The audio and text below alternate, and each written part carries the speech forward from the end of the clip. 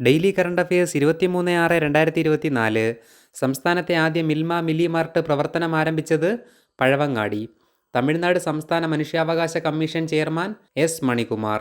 2024 bank of ബറോഡയുടെ brand അംബാസിഡറായ tennis താരം Sumit Nagal.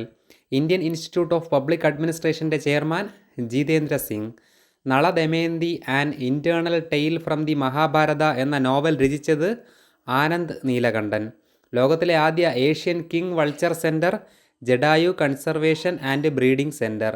The public examination act നിലവിൽ വന്നത് 2024 ജൂൺ 21.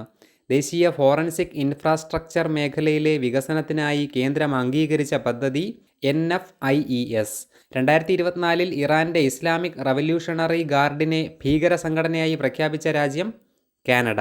2024 റിപ്പോർട്ടുകൾ പ്രകാരം ലോകത്തിലെ ഏറ്റവും വലിയ ആഭ്യന്തര എയർലൈൻ വിപണി USA.